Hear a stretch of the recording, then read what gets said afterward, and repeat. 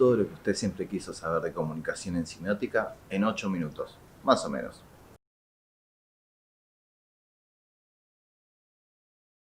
Thomas Jefferson, que se lo puede marcar dentro de la escuela estructural, delimita una teoría de la comunicación lineal.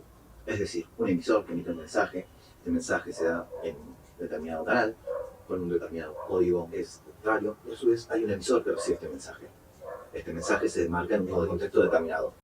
Keltner, por su parte, toma el modelo dado por Thomas Jefferson, lo resignifica tomando en cuenta, tanto en el emisor como en el receptor, una serie de competencias, restricciones, determinaciones que Thomas Jefferson no había tomado.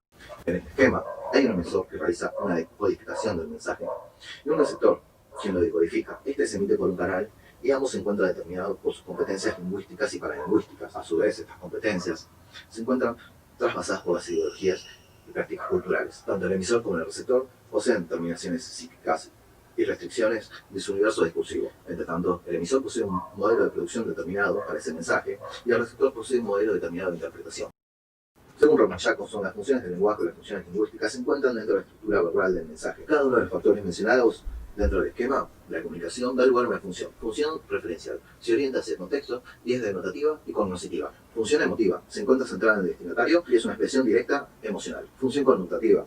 Se orienta hacia el emisor y es una expresión gramatical, vocativo e imperativo. Función fática. Se orienta hacia el contexto y se suele dar durante un intercambio profuso de forma ritualizada, con el simple objeto de programar la comunicación. Función metalingüística. Se orienta hacia el código y sirve para confirmar que el emisor y el receptor están usando el mismo código. Función poética. Se orienta hacia el mensaje, es decir, el mensaje por el mensaje mismo.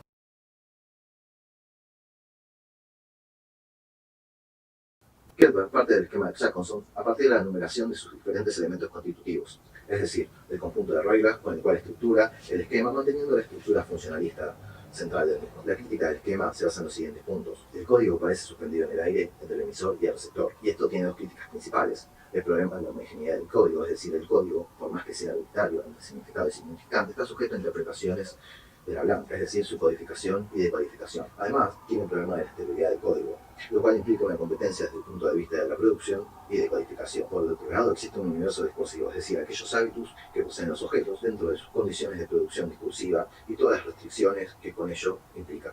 Otro punto es que se encuentran las competencias no lingüísticas. Son todas aquellas determinaciones psicológicas que completan un papel en la codificación y decodificación del mensaje. Por último, los modelos de producción e interpretación se encuentran interrelacionadamente con las competencias culturales y ideológicas de los sujetos emisores y receptores. La autora toma el modelo de Bayes de mapa y territorio e intenta desarrollar un mapa armado por Jefferson para definir un modelo de comunicación preciso. La intercomprensión parcial viene a socavar la idea de una lengua común. Bourdieu sostiene que la idea de un código o lengua común desempeña un papel ideológico para enmascarar las tensiones, enfrentamientos y opresiones que esto implica, es decir, en términos marxistas, de la lucha de clases. La competencia lingüística es la suma de todas las posibilidades lingüísticas que posee un sujeto a la hora de la comunicación, es decir, la capacidad de producir un mensaje está determinado por un número finito de variables adquiridas que él posee, o hábitos. Los sujetos en sus condiciones enteras de la comunicación poseen un grupo de restricciones de género. Son aquellas de carácter temático y retóricos del discurso. Las competencias no lingüísticas son, en primer término, determinaciones psicológicas y psicoanalíticas, es decir, el funcionamiento de la psiquis sobre la capacidad lingüística. A su vez, las competencias culturales y ideológicas, que son un conjunto de conocimientos y el sistema de interpretación y la evaluación del universo referido. Por otro lado, las competencias paralingüísticas, es decir, las mímicas y gestos, son imposibles de disociar en las competencias lingüísticas, ya que la comunicación es multilineal. Los modelos de producción e interpretación son la forma de organizar un discurso. Se apoyan sobre los modelos de competencia, en otras palabras, los sujetos emisores y receptores ponen a funcionar el conjunto de reglas y procesos propios de la codificación y decodificación. Las competencias lingüísticas juegan un papel fundamental en la constitución de los modelos de producción e interpretación, ya que las competencias culturales y ideológicas son parte del proceso de codificación y decodificación del mensaje. Keltner, por su parte, realiza una autocrítica, ya que entiende que el esquema es demasiado estático y esquemático. En principio, las propiedades de las comunicaciones verbales no están completadas en totalidad dentro del esquema. Estas son reflexivas entre un emisor del mensaje y el receptor, que se da de una forma simultánea. Por otro lado, se encuentra la simetría, es decir, el mensaje verbal que por lo general concierne una respuesta, y el emisor del mensaje también es un receptor en potencia. Por último, la transitividad, es decir, la posibilidad de que el mensaje sea recopilado por múltiples emisores y receptores. Dentro de la cadena de emisores y receptores, tanto reales como ficticios, es decir, las categorías, los alocutarios son los destinatarios propiamente dichos, son directos, y los no alocutarios son los receptores del mensaje que no son propiamente dichos, y estos pueden estar previstos, es decir, destinatarios indirectos o no previstos, los adicionales. Estos son los niveles de receptores a quienes van dirigidos los mensajes. Los destinatarios del mensaje, por su parte, pueden ser elocuentes, es decir, tienen la capacidad de responder en conversaciones bilaterales. Los no elocuentes no tienen esta posibilidad, ya que se dan en conversaciones unilaterales. El presente y el elocuente son los intercambios cotidianos. El presente y no elocuente son los discursos políticos, las conferencias. Los ausentes más los elocuentes son las comunicaciones telefónicas. Ya los ausentes más no elocuentes son las comunicaciones escritas. Los diferentes elementos del modelo están juxtapuestos unos con los otros. En este esquema, ambos se enfrentan en sus esferas respectivas, con sus propias competencias lingüísticas e ideológicas, que inviten a todas las partes y constituyen un sistema autónomo dentro del universo lingüístico. El mensaje que envuelve las comunicaciones está dado por un referente que posee un estatus, con sus competencias ideológicas y culturales. El canal es el que soporta los significados del mensaje, y este varía con los soportes propios.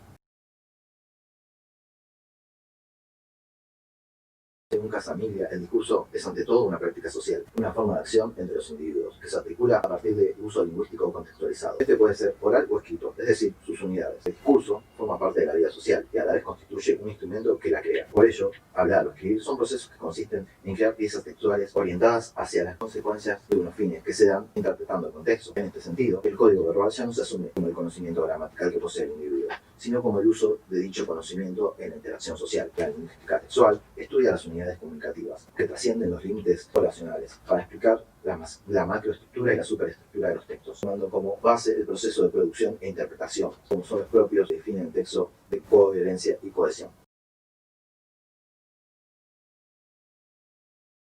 El término polifonía se refiere a interacción de voces dentro de una secuencia. En un tejido textual siempre remite de múltiples maneras a otros textos. La isotopía estilística es la pertenencia de un discurso o la lengua, y a menudo es celebrada por la interrupción de fragmentos que remiten a otras variedades que ponen de manifiesto los juicios de valores de las concepciones del mundo.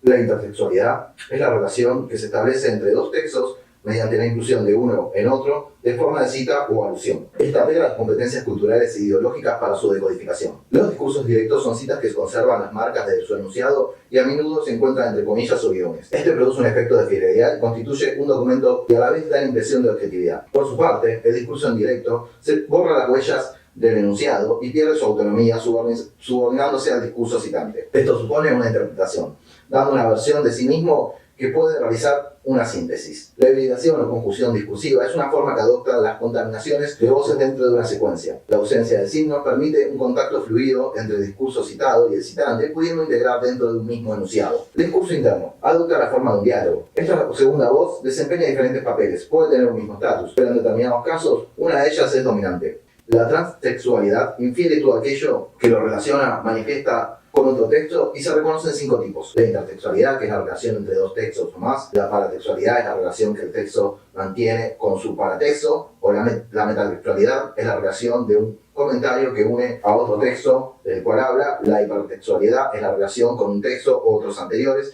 Y la arquitextualidad es la relación del texto con el conjunto de categorías al cual pertenece.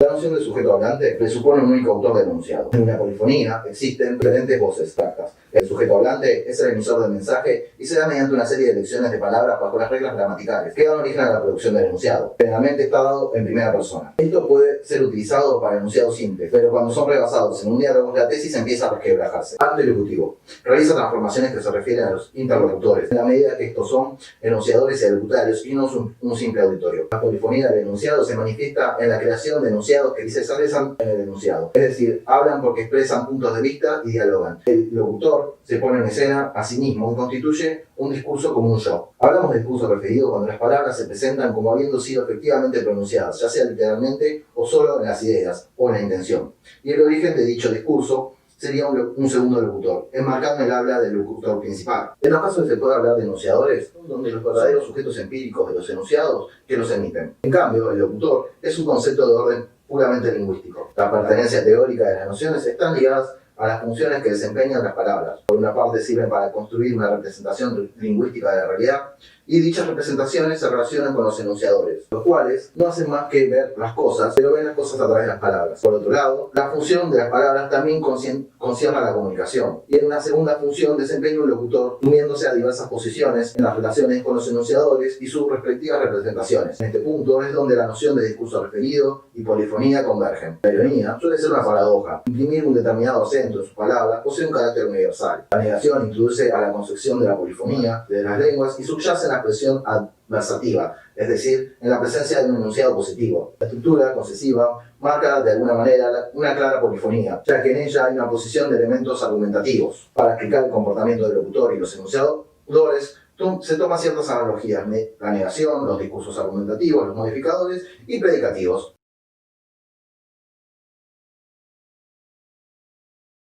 El acto de expresión se asocia con los actos de habla, que depende de una estructura contextual de lo comunicativo, y su ordenación define la estructura de la presupresión, es decir, la intención del hablante y los intereses del oyente. La lingüística pragmática describe en el lenguaje desde el punto de vista del uso verbal, es decir, tiene como objeto un modo de actuar, un comportamiento, que realizarse por medio del lenguaje es pertinente a este. La estructura del contexto es la que determina los rasgos que deben disponer los textos para ser aceptables en un contexto. Un acto de habla es como un acto de la comunicación verbal y no verbal, o semiótica, expresado en la entonación de las voces, los gestos y los movimientos. El contexto es la reconstrucción de los rasgos de una situación comunicativa, es la que articula la estructura del texto y recíprocamente a la inversa.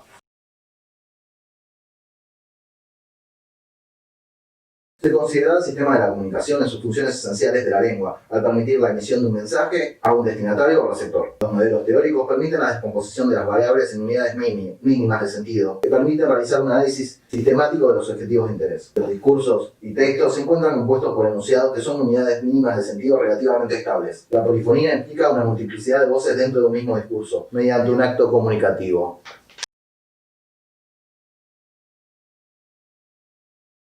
La fotografía de Marcos López es una alusión que remite directamente a la obra de Leonardo da Vinci, La Última Cena. A su vez podría considerarse como una cita indirecta, ya que aunque se intenta borrar las huellas del enunciado, las marcas visibles son claras en la superficie del discurso que lo componen. Estas marcas visibles permiten reconocerlo como una parodia a la obra que, mediante una intertextualidad, es decir, un texto que remite a otro texto y este a otro, de la obra de da Vinci, está remitiendo a su vez a otro acto, es decir, aquí se observa una reminiscencia escrita.